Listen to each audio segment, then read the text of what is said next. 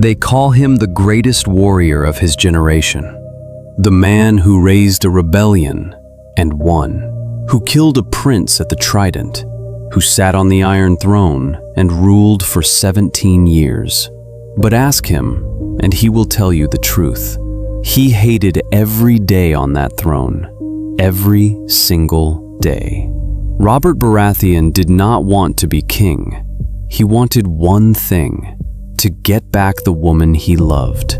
He killed for her, won a war for her, burned an entire world for her, and she loved someone else. Robert was born in Storm's End, a castle on a cliff above the sea, where the wind never stops. The Baratheons, blood of Aerys, half-brother of Aegon the Conqueror, the first hand of the king. His father, Steffon Baratheon, was a good man, strong, loyal. His mother, Cassana Estermont, a kind woman whom Steffon loved deeply. A rare thing among lords, their marriage was not politics, it was a choice. When Robert was still a boy, the Mad King Aerys sent Steffon to Essos on a mission to find a bride of Valyrian blood for Prince Rhaegar. Steffon carried out the order, but found no suitable match. On the way back, when Storm's End was already close, his ship was caught in a storm and broke apart on the rocks, right beneath the castle walls, right before the eyes of young Robert. The boy stood on the castle wall and watched his parents' ship tear apart, heard the screams, watched the waves take everything. Mother and father, gone in one night. Robert was left with his younger brothers Stannis and Renly and an empty castle. They say Stannis never smiled again after that day, and Robert started getting angry. Anger became his fuel for the rest of his life. After his parents died, Robert was sent to the Eyrie. As a ward of Jon Arryn, Lord of the Vale, a wise and patient man. Arryn had no children of his own then, and he took Robert in as a son.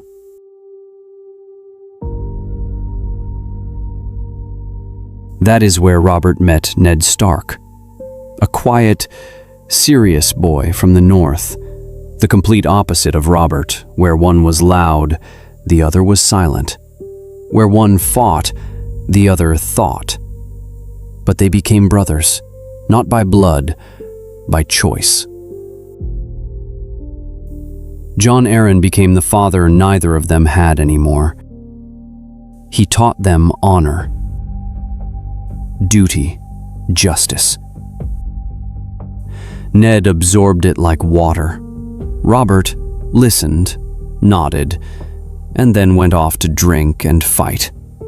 Because Robert was force, enormous. By 17, taller than everyone in the Eyrie. Broad shoulders, hands that bent horseshoes. He did not carry a sword.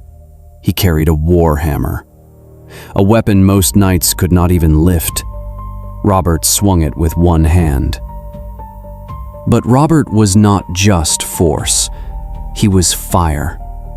People followed him not because they feared him, because they wanted to.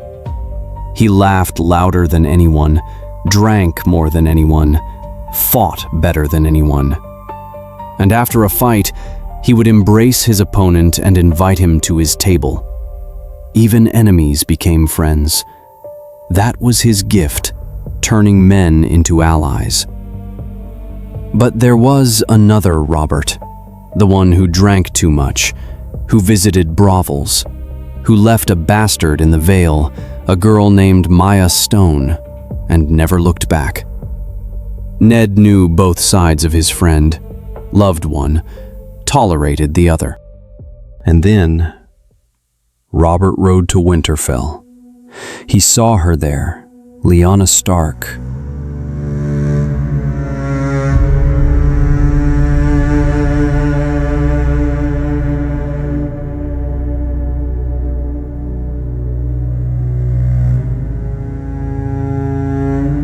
Dark hair, gray eyes. She was unlike any woman he had ever known. Not delicate, not courtly, real. Robert lost his mind. From the first moment, she lodged inside him and would not let go.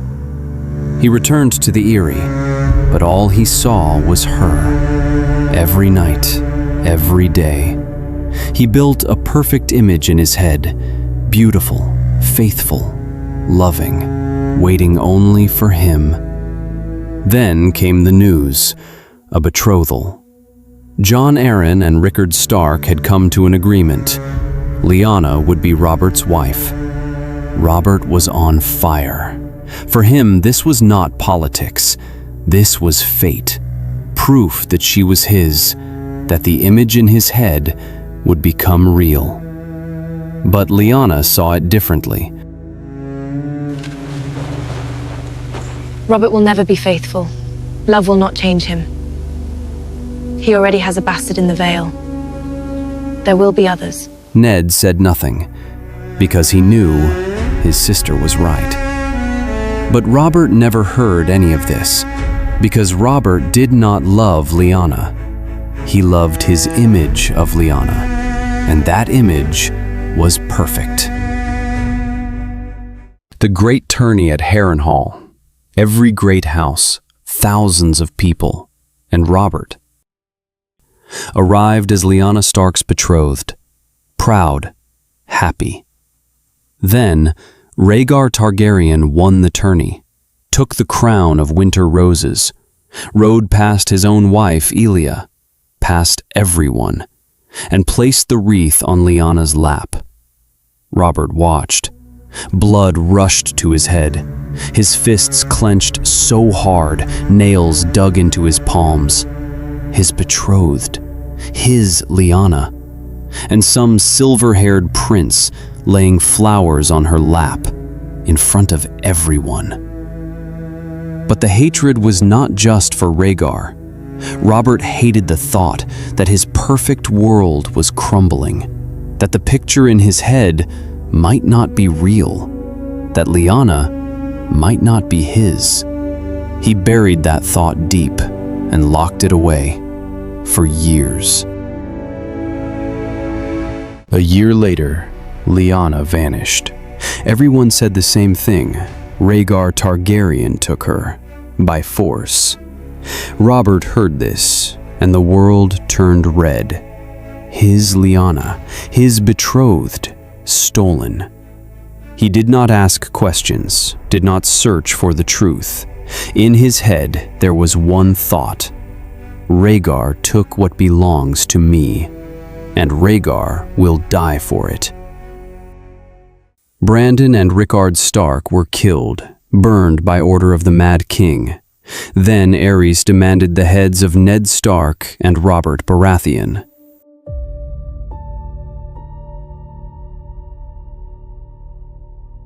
And here is what matters. Robert did not start the war. Jon Arryn did. The man who spent his entire life teaching Robert and Ned about honor looked at the order to kill his own wards and refused the king. Jon Arryn raised his banners. The Vale rose. The North rose. The Stormlands rose. War. Robert raced to Storm's End to raise his army. But not all his bannermen stood with him. Lords Grandison, Catherine, and Fell remained loyal to the crown. They gathered their forces and marched towards Summerhall, planning to unite and strike Storm's End. Robert found out and did what he did best. He did not wait.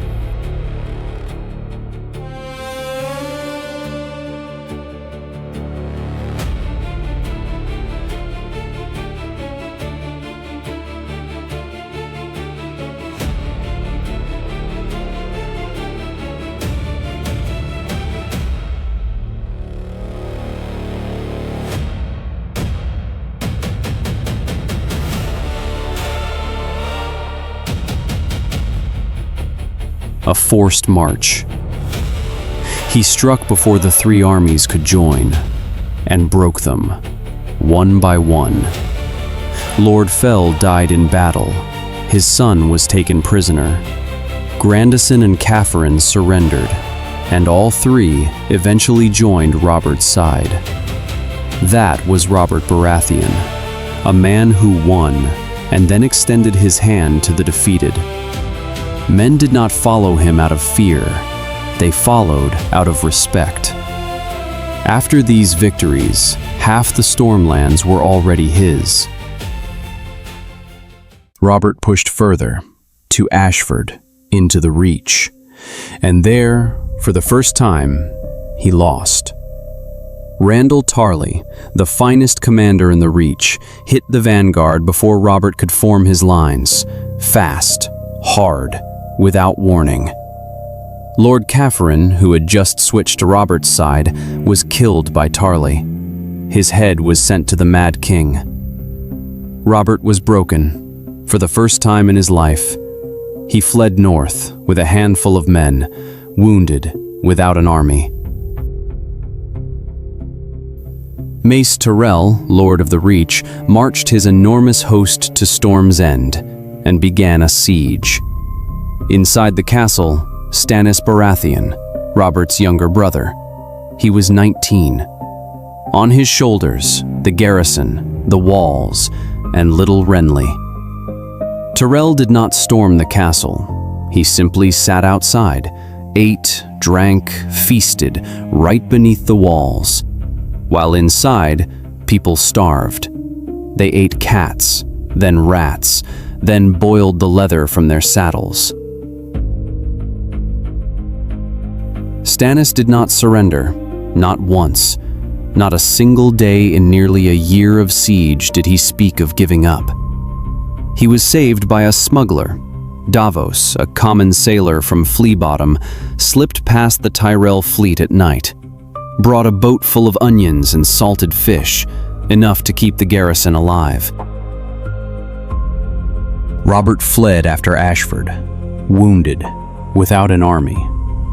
He reached Stony Sept, a small town in the Riverlands, and hid. The Mad King sent Jon Connington after him, his best commander, young, fierce, loyal to Rhaegar. Connington brought an army into Stony Sept and began searching the town, house by house, tavern by tavern, brothel by brothel. Robert hid. The townspeople, ordinary people, sheltered him, hid him in cellars, behind walls, in strangers' beds. Because even wounded, even running, Robert was a man people risked their lives for.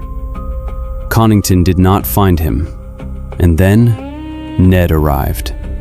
Ned Stark and Hoster Tully, with the armies of the North and the Riverlands, hit Stony Sept from both sides. The bells in the Sept rang through the entire battle. They never stopped. Connington was crushed, fled into exile, his lands taken, his name erased. Robert came out of the cellar, alive, angrier than ever. Took you long enough, Stark. I was starting to think the North had forgotten the way south.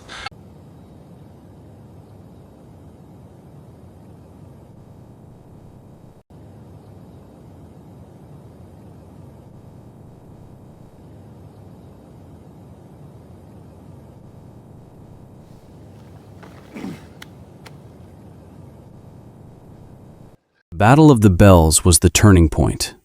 The Mad King realized the rebels were not just troublemakers, they were a force. And he summoned Rhaegar from hiding.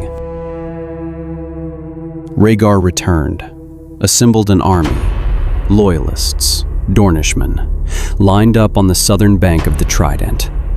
Robert stood on the northern bank. His army, Northmen, Stormlanders, Valemen, River Lords.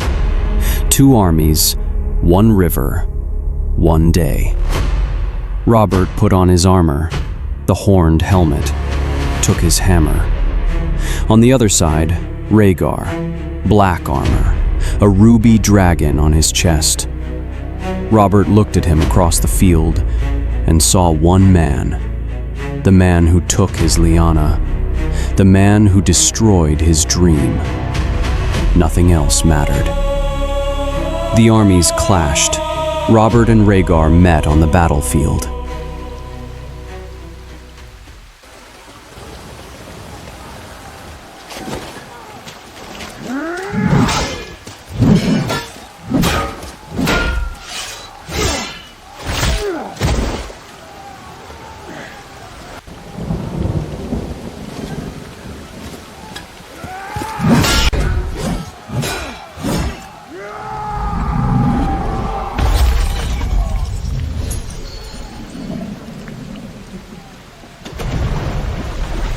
The hammer came down, caved in his chest. Rubies scattered, red stones into the mud, into the water. Rhaegar fell, silver hair in blood. Robert stood over him, breathing hard, wounded, blood running from his side. He did not kill a man. He killed the one who destroyed his dream. And standing over the body, he felt nothing. Rhaegar was dead, but Lyanna was not here, not beside him, not saved. Victory and nothing inside. Robert was too wounded to march on King's Landing. He sent Ned. Ned was too late. Tywin Lannister had set out the entire war, waited. And when it became clear Robert would win, he brought 12,000 men to the gates of the capital, told the Mad King, "I have come to help." Aerys believed him, opened the gates. The Lannisters entered and drowned the city in blood. Jaime Lannister stood in the throne room. The Mad King ordered, "Burn the entire city." Wildfire beneath the streets. 500,000 people. Jaime looked at the king he had sworn to protect and drove his sword into his back. Then killed the pyromancer so the order would never be carried out. When Ned entered, he saw Jaime on the Iron Throne, in a white cloak splattered with blood, and bodies at the foot of the throne.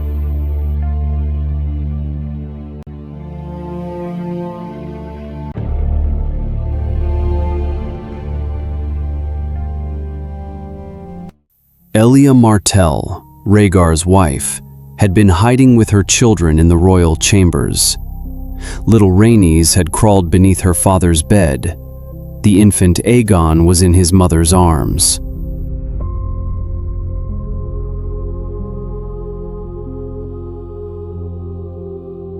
No one spared them. Not the woman, not the children. They did not survive that night. Robert arrived later. Ned said, "Those were children." Robert said nothing, not a word. That was the first crack between them. It would never heal. Ned rode south to the Tower of Joy, found his sister, dying. Lyanna was not a prisoner. She had loved Rhaegar. She had given birth to his son. Ned promised her, and took the boy. Robert learned only one thing. Lyanna is dead. In front of people, he took the news like a warrior, clenched his jaw, nodded, not a word. Then he left, alone, into the woods, away from people, away from eyes. And there he broke.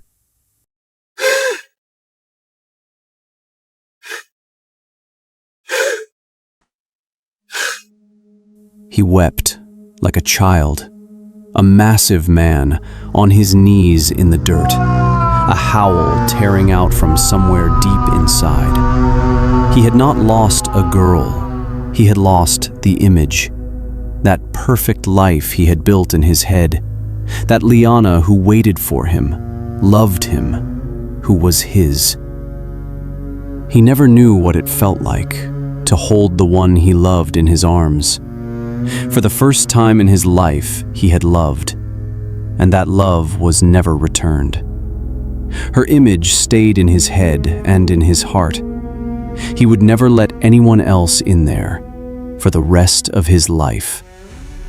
He won the war, killed Rhaegar, destroyed the Targaryens, won the throne, and the one thing it was all for was gone, forever. Robert returned to his men, wiped his face. His heart died with Lyanna, with the image he had lived for.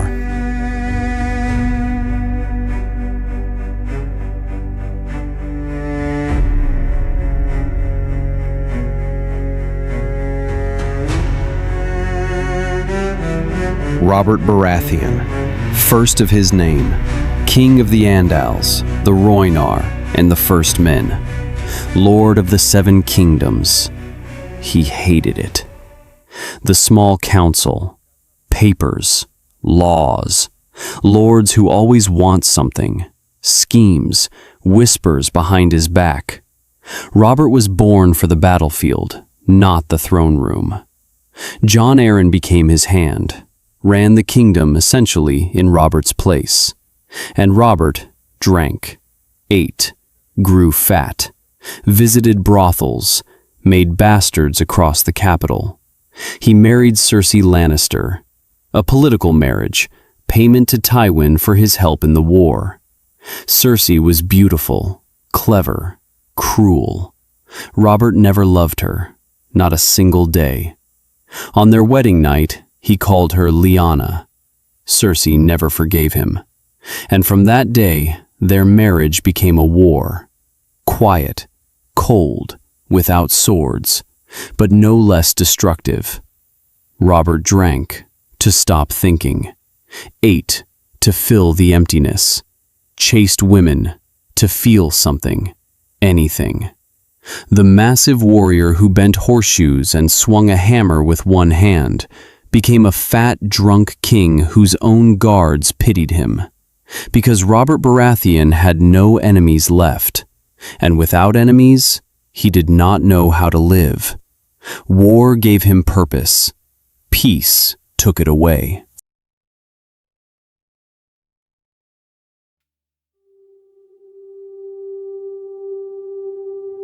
"17 years later, Robert rode to Winterfell, to Ned, the only person he still called a friend.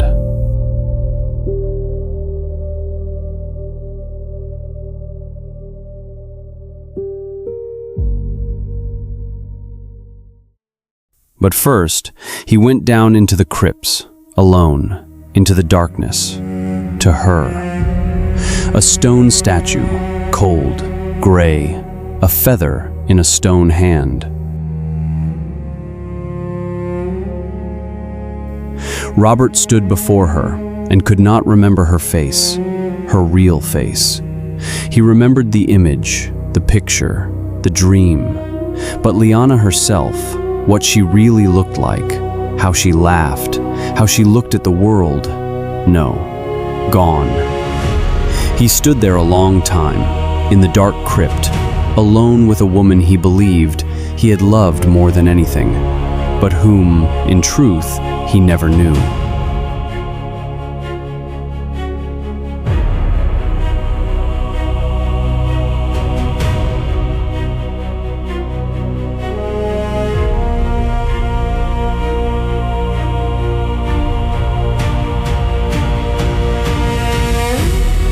Robert Baratheon, the demon of the Trident, the victor, the king.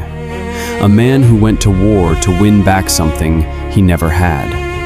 He killed Rhaegar, destroyed the Targaryens, sat on the throne, ruled for 17 years, and in all those years was never once happy. Because you cannot win back what was never yours. You cannot love someone you invented, and you cannot fill the emptiness with a hammer, with wine, or with a crown. Robert Baratheon won everything and lost everything.